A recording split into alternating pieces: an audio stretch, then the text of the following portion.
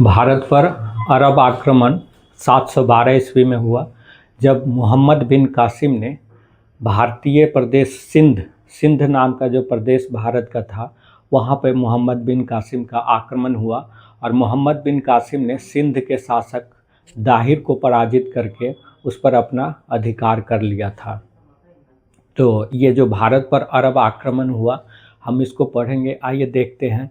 सबसे पहले तो हमें ये जानना होगा कि जो अरब प्रदेश, जो सिंध का प्रदेश है, सिंध प्रदेश जो कि वर्तमान में अब वो पाकिस्तान का हिस्सा बन चुका है भारत विभाजन के बाद। तो भारत और अरब के साथ व्यापारिक संबंध प्राचीन काल से ही रहा है। भारत और अरब जो प्रायद्वीप है, हाँ, जिसमें वर्तमान में मुख्य रूप से सऊदी अरब, यूएई जैसे देश आते हैं।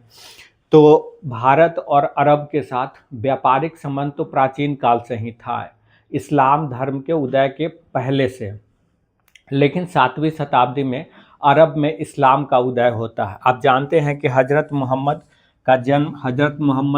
के साथ ही इस्लाम का उदय होता है। तो हजरत मोहम्मद साहब का जन्म 570 ईस्वी में होता है मक्का में हजरत मोहम्मद साहब का जन्म होता है, जो कि मक्का वर्तमान में सऊदी अरब में है। और 632 ईस्वी में मदीना में, यह भी सऊदी अरब में है, मदीना में हजरत मोहम्मद साहब की मृत्यु हो जाती है।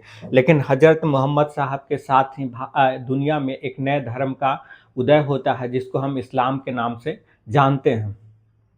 तो 7वीं शताब्दी में अरब में इस्लाम का उदय होता है। लेकिन अरब के साथ भारत का संबंध बहुत पहले से चला आ रहा होता है। जब इस्लाम का उदय नहीं हुआ रहता अरब प्रदेश में, जब इस्लाम का उदय हो जाता है, उसके बाद भी भारत और अरब के साथ व्यापारिक संबंध चलता रहता है। लेकिन इस्लाम के उदय के बाद, खास करके जब हजरत मोहम्मद की मृत्यु हो जाती है, उसके बाद जो इस्लाम धर्म है, वो एक राजनीतिक शक्ति के रूप में अपना प्रसार करना शुरू कर देता है। इस्लाम के जो हजरत मोहम्मद के बाद जो इस्लाम के प्रमुख बनते हैं, उसको खलीफा के नाम से जाना जाता है। खलीफा के नाम से जाना जाता है। और जो खलीफा होता है, वो इस्लामिक दुनिया का न सिर्फ धार्मिक प्रधान होता है, बल्कि राजनीति मामलों का भी प्रधान होता है। और जो भी इस्लाम शासित राज्य होते हैं, वहाँ का जो शासक होता है, वो खलीफा के ही अधीन होता है। यानी खलीफा की स्वीकृति से ही वो शासक बनता है और खलीफा उसे कभी भी हटा सकता है। तो ये एक स्थिति बन जाती है। और जब इस्लाम का प्रसार शुरू होना होता है, तो इस्लाम हजरत मोहम्मद के मृत्यु के बाद अफ्रीका, यूरोप, सब जगह अपना प्रसार करना शुरू कर देता है। और इसी क्रम में जो ये विश्वव्यापी प्रसार जो इस्लाम का चलता है, उसी क्रम में भारत में भी उसका प्रसार होता है, भारत में भी उसका आगमन होता है। तो इस तरीके से भारत में इस्लाम के प्रवेश की एक पृष्ठभूमि है। अब अगर हम सिंध की अगर हम बात करें, जहाँ सबसे पहला आक्रमण मोहम्मद बिन कासिम का होता है और पहली बार इस्लाम का प्रवेश सिंध में ही होता है। तो उस सिंध के इतिहास को हम देखें, तो जो सिंध प्रदेश है, वो हर्षवर्धन के साम्राज्य के अंतर्गत आता है। सिंध का जो शासक होता है, वो हर्षवर्धन का अधीनस्थ होता है, उसकी प्रभुसत्ता को स्वीकार करता है। और अगर आप वेनसांग के विवरण को देखें, तो वेनसांग ये बताता है कि सिंध देश का शासक शूद्र था और वो बौद्ध धर्म को मानने वाला था। तो ये वेनसांग सिंध के बारे में बताता है। लेकिन हर्षवर्धन की मृत्यु के बाद, जैसा कि हमने आपको बताया कि उसके साम्राज्य के ऊपर छोटे छोटे अधीनस्थ राज्यों का उदय हो जाता है, तो उसी तरह जो सिंध का प्रदेश है, वहाँ भी एक नए राजवंश की स्थापना होती है, जिसको हम रायवंश के नाम से जानते हैं। जो रायवंश के प्रारंभिक शासक होते, संस्थापक होते हैं, वो सम्राट हर्षवर्धन के ही अधीनस्थ सामंत रहे होते हैं, जो सम्राट हर्षवर्धन के मृत्यु के पश्चात अपने आप को स्वतंत्र शासक के रूप में घोषित कर लेता है। और ये रायवंश की स्थापना, रायवंश का ही एक शासक होता है राय साहसी द्वितीय। ये रायवंश का ये अंतिम शासक होता है। राय साहसी द्वितीय इस रायवंश का अंतिम शासक होता है। ये अंतिम शासक इस रूप में होता है कि जो इसी का एक मंत्री होता है चाच, इसी का एक मंत्री होता है चाच, राय साहसी द्वितीय का ही एक मंत्री होता है चाच।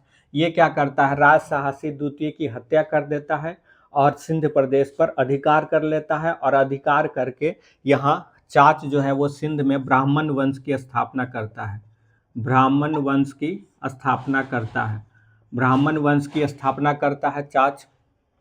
तो ये सिंध का एक बैकग्राउंड है, जब भारत के जिस पृष्ठभूमि में, और इसी चाच का पुत्र होता है दाहिर, इसी चाच का पुत्र होता है दाहिर।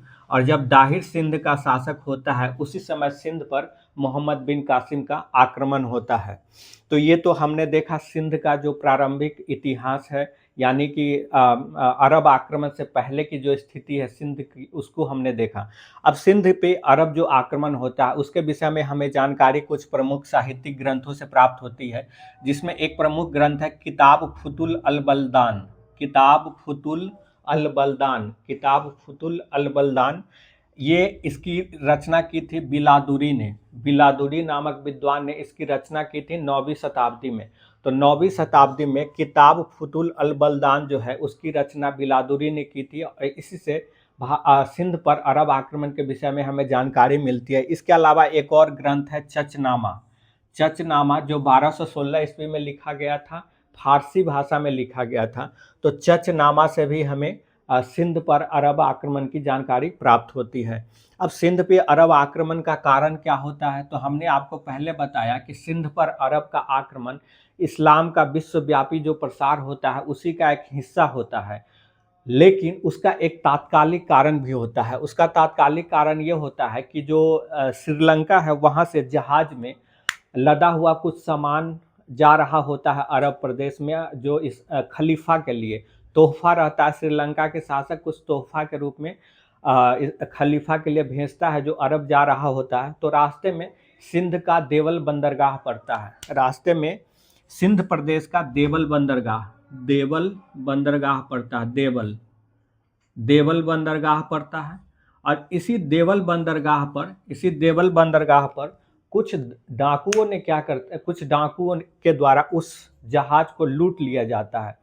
जब डाकुओं के द्वारा उस जहाज को लूट लिया जाता है तो इससे खलीफा काफ़ी आक्रोशित होता है, गुस्से में आता है, और जो सिंध का शासक होता है दाहिर, उससे वो मांग करता है कि उसकी क्षतिपूर्ति करे, और दूसरा जिन डाकुओं ने लूटा है उसको पकड़ के सज़ा सुनाए।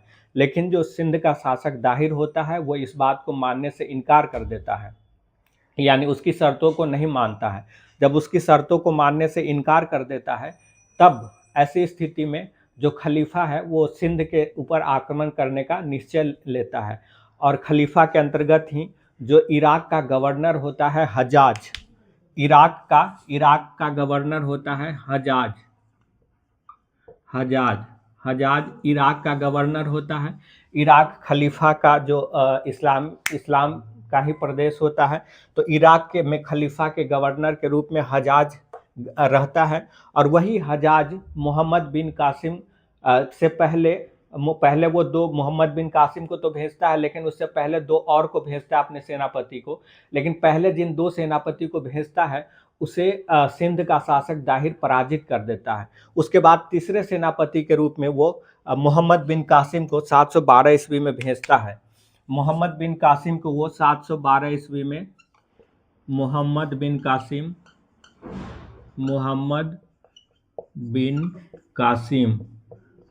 बिन कासिम को 712 ईस्वी में भेजता है, 712 में भेजता है, और मोहम्मद बिन कासिम सिंध पर आक्रमण करता है। जब सिंध पर मोहम्मद बिन कासिम का आक्रमण होता है तो आरंभ में जो सिंध का शासक दाहिर है वो डर जाता है, और डर की वजह से वो उसके खिलाफ युद्ध नहीं करता है।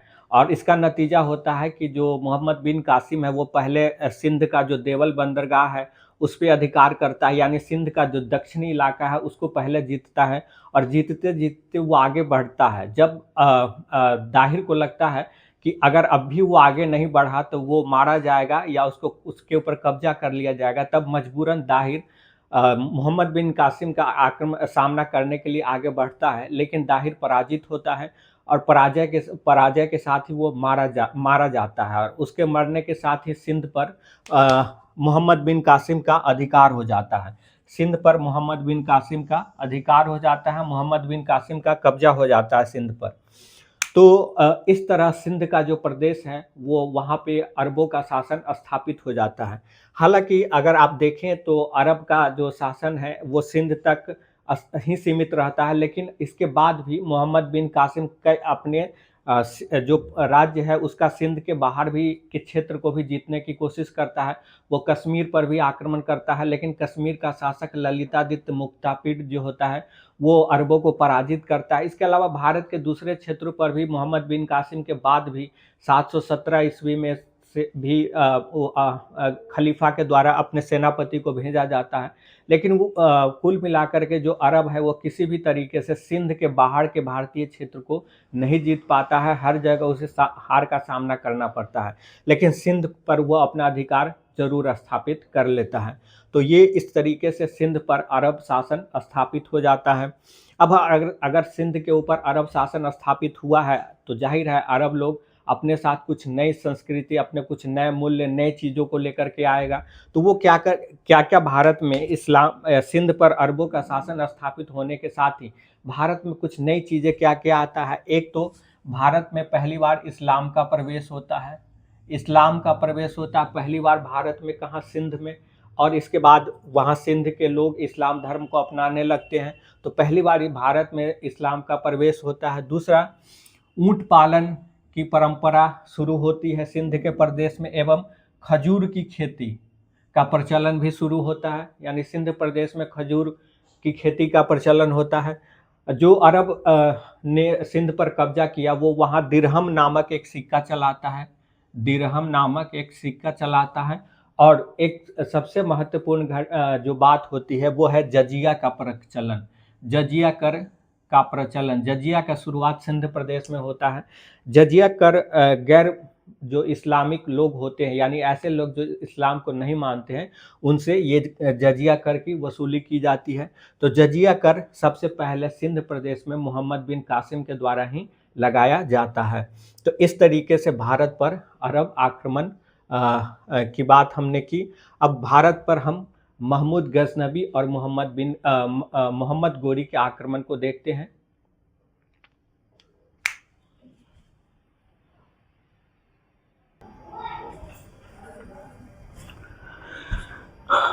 अरबों के आक्रमण के बाद भारत पर जो विदेशी हमले हुए वो तुर्क का हमला था। तुर्क आक्रमणकारियों ने भारत पे हमला किया, और तुर्क आक्रमणकारी के रूप में अभी हम जिन दो आक्रमणकारियों के बारे में पढ़ेंगे वो है महमूद गजनबी और मोहम्मद गोरी। तो जो तुर्क लोग थे वो दरअसल मध्य एशिया, वर्तमान में जो कजाकिस्तान, किर्गिस्तान, उज्बेकिस्तान का जो इलाका है, इसी इलाके में रहने वाली एक जनजाति थी। जब इस्लाम का प्रसार इस इलाके में हुआ तो इस जनजाति के लोगों ने भी इस्लाम को स्वीकार कर लिए, और फिर वो जो इस्लाम का जो प्रसार का अभियान था उसमें हिस्सेदारी की। और इसी क्रम में महमूद गजनबी और मोहम्मद गोरी का भी भारत पर हमला होता है। तो महमूद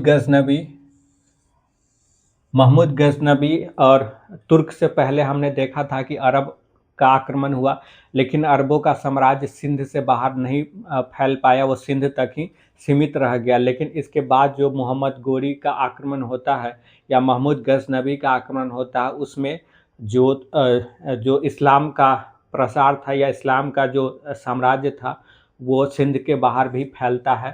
तो सबसे पहले महमूद गजनबी जो था वो वर्तमान अफ़गानिस्तान में एक गजनी नाम का राज्य था। तो उसी गजनी राज्य का शासक था। इसके पिता पहले सुबुक्तगीन यहाँ के शासक थे। उसके बाद महमूद गजनबी यहाँ का शासक बना। जब महमूद गजनबी यहाँ का शासक बना तो वो सुल्तान की उपाधि धारण किया, और सुल्तान की उपाधि धारण करने वाला मुस्लिम जगत का वो पहला शासक था। यानी महमूद गजनबी सुल्तान की उपाधि धारण करने वाला मुस्लिम जगत का पहला शासक था। हम जैसा कि हमने पहले बताया था कि जब भी कोई किसी मुस्लिम देश या मुस्लिम प्रदेश का कोई शासक बनता था तो उसे खलीफा से स्वीकृति लेनी पड़ती थी। तो महमूद गजनवी को भी खलीफा से स्वीकृति लेनी पड़ी, और वो खलीफा जो उस वक्त था उसका नाम था अल कादिर बिल्लाह। अल कादिर बिल्लाह नामक खलीफा से उसने शासक की स्वीकृति ली, और इस दौरान उसे अल कादिर बिल्लाह द्वारा 2 उपाधि भी दी गई, यामीन उद्दौला और अमीन उल मिल्लाह। यामीन उद्दौला और अमीन उल मिल्लाह नामक उपाधि दी गई। और बताया जाता है कि इस उपाधि लेने के दौरान ही महमूद गजनवी ने यह शपथ लिया था कि वो हर वर्ष एक बार भारत पर आक्रमण करेगा। दरअसल भारत पे महमूद गजनवी के आक्रमण का जो उद्देश्य था वो इस्लाम का प्रसार करना कम और भारत की संपत्ति को लूटना अधिक था। वो भारत की संपत्ति को लूट करके मध्य एशिया में एक बड़े साम्राज्य की स्थापना करना चाहता था। तो महमूद गजनवी ने भारत में 1001 ईस्वी से लेकर के 1027 ईस्वी तक कुल 17 आक्रमण किए थे। पहला आक्रमण महमूद गजनवी का 1001 ईस्वी में हुआ था, जो पंजाब राज्य है, और वो पंजाब वर्तमान में जो पाकिस्तान और जो भारत का जो पंजाब है वो दोनों मिला करके जो पंजाब का हिस्सा बनता है, उसी पंजाब राज्य पे आक्रमण किया। और पंजाब राज्य पे उस वक्त हिंदू शाही राजवंश का शासन था, और हिंदू शाही राजवंश का जो शासक था उसका नाम था जयपाल। जयपाल इस वक्त यहाँ का शासक था। जयपाल पराजित होता है और इस पे महमूद गजनवी का अधिकार हो जाता है, पंजाब पर महमूद गजनवी का अधिकार हो जाता है। जब महमूद गजनवी ने पंजाब पे आक्रमण किया उस समय कश्मीर में एक महिला शासन कर रही थी जिसका नाम था दिद्दा। इसके अलावा जो प्रतिहारों का साम्राज्य था वहाँ राज्यपाल शासन कर रहा था, और बाद में महमूद गजनवी इस राज्यपाल के राज्य पर भी हमला करता है। बंगाल में पाल वंश का शासन था और महिपाल वहाँ का शासक था। महमूद गजनवी ने जो कुल 17 हमले किए उसमें सबसे मशहूर और प्रसिद्ध हमला है 1025 ईस्वी में गुजरात के सोमनाथ मंदिर के ऊपर किया गया हमला, और ये मंदिर अपने धन संपदा के लिए काफ़ी प्रसिद्ध था। यहाँ महमूद गजनवी ने इस पे हमला करके इस मंदिर के संपत्ति को लूटा, और बताया जाता है कि उसके द्वारा जो कुल संपत्ति लूटी गई वो लगभग 20 लाख दिनार के बराबर थी। जब गुजरात पर महमूद गजनवी का हमला हुआ उस समय वहाँ चालुक्य वंश या सोलंकी वंश के नाम से भी हम जिसको जानते हैं, उस चालुक्य या सोलंकी वंश का शासक भीम प्रथम था, और भीम प्रथम महमूद गजनवी के हाथों पराजित हुआ था। वही भीम प्रथम ने बाद में सोमनाथ मंदिर का पुनर्निर्माण भी करवाया था। जब महमूद गजनवी सोमनाथ मंदिर को लूट करके वापस जा रहा था तब सिंध नदी के तट पे जाट समुदाय के लोगों ने उसके ऊपर हमला किया और उसके कुछ संपत्ति को छीन भी लिया था। इसी का बदला लेने के लिए बाद में 1027 ईस्वी में महमूद गजनवी वापस आता है और जाटों के ऊपर हमला करता है, और जाटों के ऊपर हमला करता है बदला लेने के लिए। और फिर महमूद गजनवी पंजाब में अपना प्रत्यक्ष शासन स्थापित करने का निर्णय लेता है, और पंजाब में प्रत्यक्ष शासन स्थापित करने के लिए वो एक सेना का संगठन करता है, और इस सेना की कमान वो एक हिंदू व्यक्ति को देता है जिसका नाम था तिलक। इस सेना की कमान वो तिलक नामक एक हिंदू व्यक्ति को देता है। तो यह भी बहुत इंटरेस्टिंग है कि महमूद गजनवी एक मुस्लिम शासक था और वो इस तरह भारत में लूट करता है, लेकिन जब वो भारत के पंजाब पर अपना अस्थायी शासन स्थापित करने का निर्णय लेता है तो इसके लिए जो एक सेना वो यहाँ अस्थायी रूप से गठित करता है, उस सेना का कमान तिलक नामक एक हिंदू, बल्कि ये तिलक एक ब्राह्मण हिंदू था, और इसी को उस सेना का प्रधान बनाता है। महमूद गजनवी के दरबार में कई विद्वानों को संरक्षण प्राप्त होता है, जिसमें अलबरूनी, फिरदौसी और उतबी 3 प्रमुख होते हैं। अलबरूनी, फिरदौसी और उतबी। तो अलबरूनी की प्रसिद्ध पुस्तक है किताबुल हिंद, जिससे हमें भारत के विषय में जानकारी प्राप्त होती है। तो महमूद गजनवी के बाद जो भारत पर अगला हमला होता है वो मोहम्मद गोरी का हमला होता है। मोहम्मद गोरी भी अफ़गानिस्तान के ही गोर प्रदेश का शासक था, और मोहम्मद गोरी ने अपने साम्राज्य विस्तार का निर्णय लिया। उसी क्रम में वो 1175 ईस्वी में सबसे पहले मुल्तान पर आक्रमण किया था, और जब मुल्तान पर वो आक्रमण किया तब मुल्तान में मुस्लिम शासन ही था, लेकिन जो मुस्लिम मुल्तान पर शासन कर रहा था वो शिया संप्रदाय को मानने वाला था, जबकि मोहम्मद गोरी सुन्नी संप्रदाय का अनुयायी था। इसलिए उसने सबसे पहले 1175 ईस्वी में मुल्तान पर आक्रमण करता है और शिया संप्रदाय के जो वहाँ शासक होते हैं उसको पराजित करता है और मुल्तान पर अधिकार कर लेता है। 1118 ईस्वी में मोहम्मद गोरी का दूसरा आक्रमण उसी से सटा हुए गुजरात राज्य पे होता है, और गुजरात में इस समय चालुक्य वंशी या सोलंकी वंशी शासक मूलराज द्वितीय का शासन होता है। और पहली बार मूलराज द्वितीय के हाथे मोहम्मद गोरी को पराजय का सामना करना पड़ता है।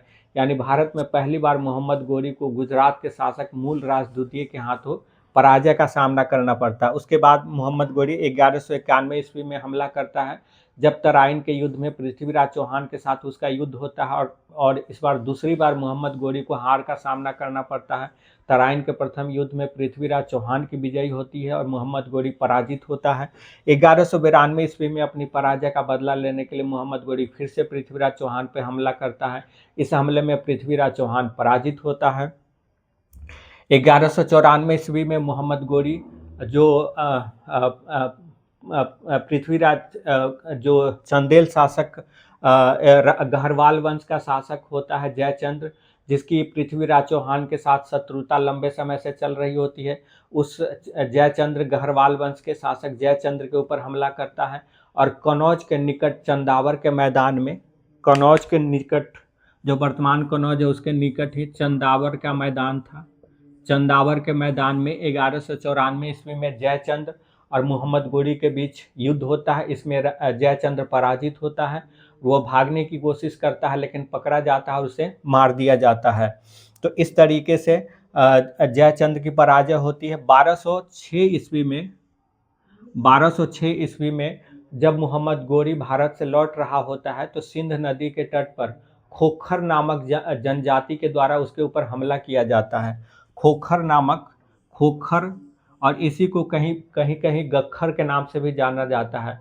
तो खोखर या गख्खर नाम की जनजाति के द्वारा हमला किया जाता है, उसमें वो घायल होता है और मोहम्मद गोरी बाद में उसकी मृत्यु हो जाती है। जब मोहम्मद गोरी की मृत्यु हो जाती है तब उसका कोई संतान नहीं होता है। तब भारत में उसके प्रतिनिधि के रूप में कुतुबुद्दीन ऐबक होता है, और कुतुबुद्दीन ऐबक ही मोहम्मद गोरी के भारतीय प्रदेश का शासक बनता है। और बाद में तो वो पूरा गोरी साम्राज्य का, मोहम्मद गोरी का जो साम्राज्य होता है उस पूरे साम्राज्य का शासक बनता है। और यही कुतुबुद्दीन ऐबक भारत में गुलाम वंश की स्थापना करता है। और कुतुबुद्दीन ऐबक के गुलाम वंश की स्थापना के साथ ही भारत में एक नए युग की शुरुआत होती है, जिसको हम दिल्ली सल्तनत के नाम से जानते हैं। और उस दिल्ली सल्तनत में गुलाम वंश, खिलजी वंश, तुगलक वंश, सैयद वंश, लोदी वंश, इस तरह के कई वंशों का शासन रहता है। तो ये हमने भारत पर तुर्क आक्रमणकारी के रूप में महमूद गजनवी और मोहम्मद गोरी के आक्रमण को देखा।